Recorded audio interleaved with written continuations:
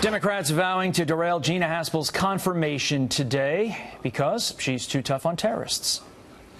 I have met with Gina Haspel. I know her somewhat, but I also know that she was fully supportive of the program that many of us are very critical of. There can only be one steering wheel in the car, and if the person in the driver's seat believes in torture, that does concern me.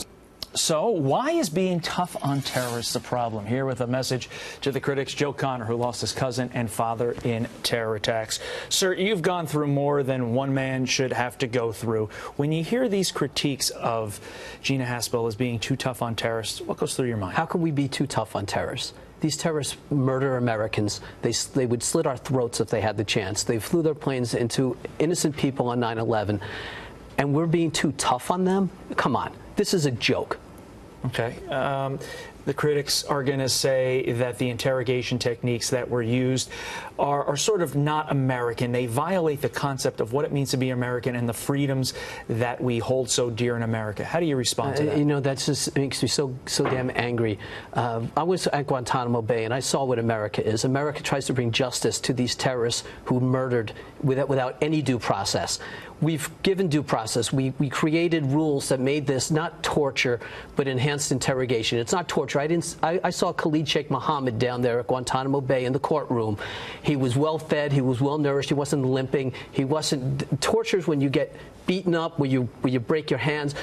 These guys were waterboarded, water doused. They didn't look any worse for wear down there. They're murderers. They tried to kill us. They did kill us. And to think that we're going to attack one of our own who saved American lives.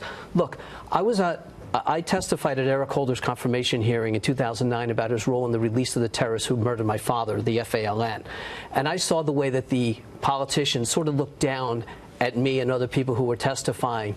They seemed like they're so far above what Americans are. This is a theory to them. It's an echo chamber. What's American, what's not. There are American lives at stake here.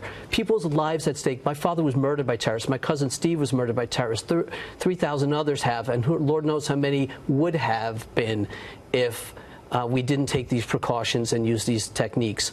So it just makes me sick. These people think they're above us, these politicians. Come on. This woman saved a lot of American lives. She's there for us.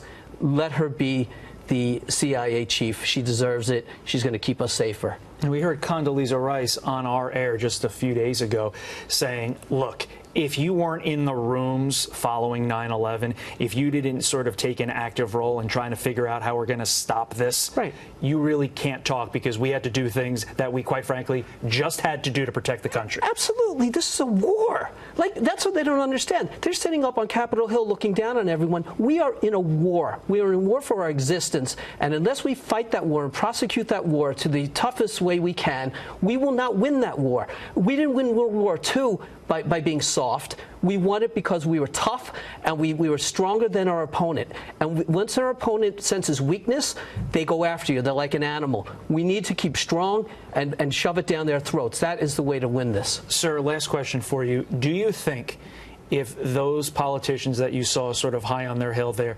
experienced what you have experienced in your life, do you think their views would be different? I think they would have to be. But I think that I mean, literally, if it could happen to my family twice, it could happen to any family. But they literally and figuratively look down on people.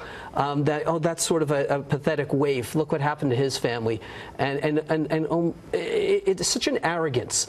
And I would hope that they have the soul that they would feel something if something like that did happen in their family. Joe Connor, thank you very much, sir. Appreciate you being here, sharing your story with us.